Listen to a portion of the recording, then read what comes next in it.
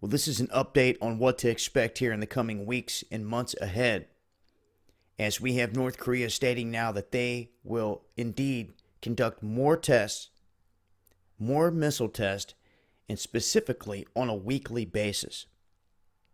This is something to pay attention to, seeming that the most recent launch blew up like right after it took off. A lot of speculation behind what went down there. We have a U.S. Armada making its way up into the region, Russian, Chinese vessels tracking that. And then we also have word of more aircraft carriers being sent to the region. 2 more, to be specific.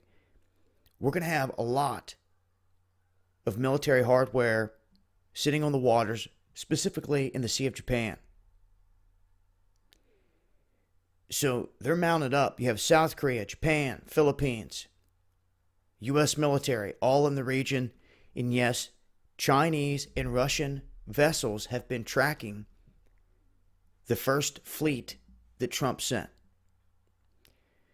So at this point, we can expect more tests. Now, they're going to keep blowing up on the deck. Is it going to be a quiet sign to them that this is all we got to do? Are they actually going to get some into the air and launch them out to sea? Because last time it was toward Japan, even though it went down in the water. What happens if we have military vessels sitting in those waters and they launch one of these things? Because it almost seems to me like they're fanning out across the waterway, not giving them an area to launch in.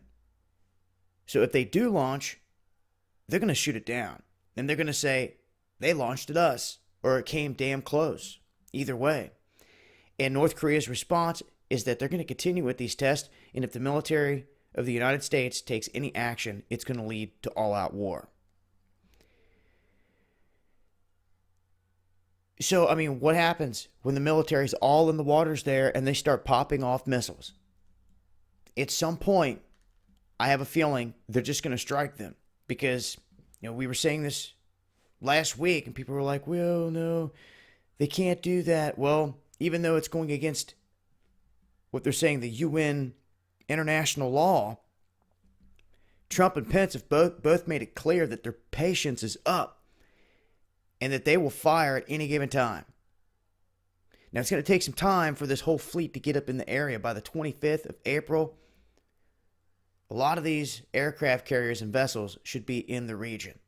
So that's an update, what to expect here out of North Korea as they plan more missile tests on a weekly basis. We'll see where it goes from here. It's been Dabu.